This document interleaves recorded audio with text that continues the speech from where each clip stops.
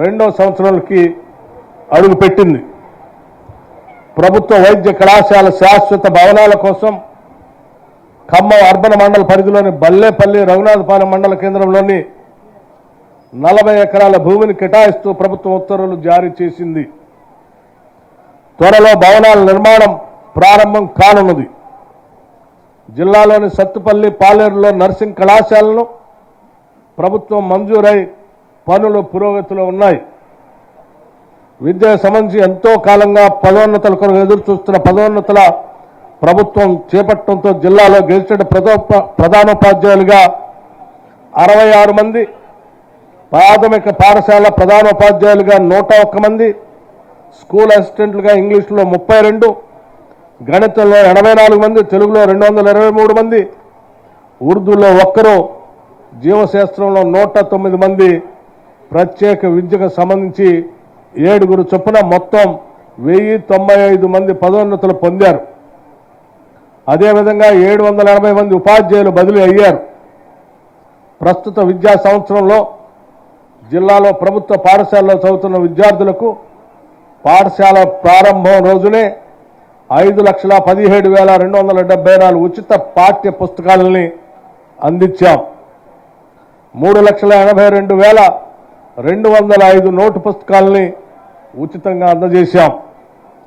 రాష్ట్రంలో పాఠశాల విద్యను మరింత బలోపేతం చేయడానికి ప్రభుత్వం అమ్మ ఆదర్శ పాఠశాలల కార్యక్రమం ప్రవేశపెట్టి పాఠశాలలో మౌలిక సదుపాయాల కల్పనకు చర్యలు చేపట్టింది. ఇట్టి పనులు ఆయా పాఠశాల పరిధిలోని మహిళా స్వయం సహాయక సంఘాలకు అప్పగించి వారితో పనులు పూర్తికి చర్యలు తీసుకుంటుంది. ఇందులో భాగంగా జిల్లాలో 955 పాఠశాల అభివృద్ధి పనులు చేపట్టి ఇప్పటి వరకు 12 కోట్లతో 592 పాఠశాలలో అన్ని వసతులు పూర్తి చేసుకున్నాం. ప్రతి మండలంలో ఇంటిగ్రేటెడ్ పాఠశాల సముదాయం ఏర్పాటుకు చర్యలు చేపడుతున్నాం. అన్ని మండలాల్లో ఇంటిగ్రేటెడ్ పాఠశాల సముదాయం ఏర్పాటుకు జిల్లా కలెక్టర్లకు ఆదేశాలు ఇచ్చాం. సీతారామ ఎత్తిపోతల పథకం కింద పాలేరు లింక్ కాలువను 40,381 ఎకరాల కొత్త ఆయకట్టుకు సాగునీటి వసతికి మరియు పాలేరు రిజర్వాయర్ దిగువన ఉన్న నాగార్జున సాగర్ ఎడమ కాలువ వైరా ప్రాజెక్టుకు లంకాసాగర్ ప్రాజెక్టు మరియు చిన్న నీటి వనరులలో నీటి లభ్యత తక్కువగా ఉన్నప్పుడు సాగునీరు సప్లిమెంట్ చేయుటకు నిర్మించబడినది. సీతారామ లిఫ్ట్ ఇరిగేషన్ ప్రాజెక్టు ద్వారా గోదావరి జలాల కొరకు ఏంకూరు వద్ద 77.05 కోట్ల వ్యయంతో 8.69 కిలోమీటర్ల మేర రాజీవ్ లింక్ కెనాల్ నిర్మాణం, 7,115 ఎకరాల కొత్త ఆయకట్టు మరియు 1,11,818 ఎకరాల నాగార్జున సాగర్ ఆయకట్టు స్థిరీకరణకు చేపట్టడం జరిగింది. 16,692.06 లక్షల అంచనాలతో చెక్ డ్యాంలు, ఆనకట్టలు, బ్యాలెన్స్ పనులు, మీడియం ఇరిగేషన్ ఆధునీకరణ పనులు, సాగునీటి వనరులు మరియు కాలువల నిర్వహణ పనులు మంజూరై పనులు వివిధ దశల్లో ఉన్నాయి. పంటకు పెట్టుబడి పథకం కింద 12వ విడతలో భాగంగా 3,33,967 మంది రైతులకు 363.35 కోట్లను వారి ఖాతాల్లో జమ చేయటం జరిగింది.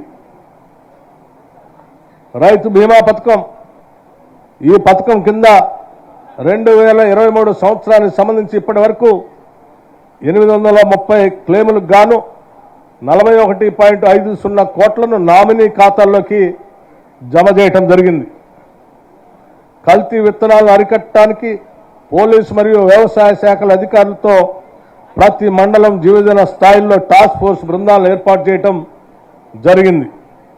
రాయితీపై వివిధ రకాల పచ్చి రొట్టె విత్తనాలను రైతులకి పంపిణీ చేయటం జరిగింది.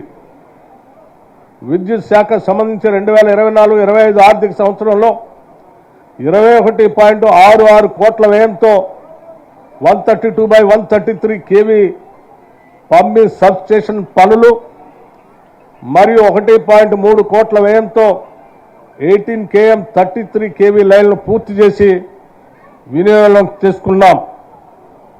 2024-25 ఆర్థిక సంవత్సరంలో వివిధ కేటగిరీల కింద 5071 సర్వీసులను రిలీజ్ చేయడం జరిగింది.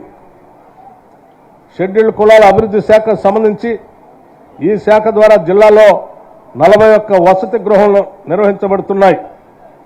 ఇందులో 3309 మంది విద్యార్థులు వసతిని పొందుతున్నారు. డిపార్ట్మెంట్ అటాచ్డ్ హాస్టల్ కింద ఇంటర్ నుండి పీజీ వరకు 11 వసతి గృహాలు ఉండగా ఇందులో మొత్తం 1325 మంది విద్యార్థులు వసతిని పొందుతున్నారు.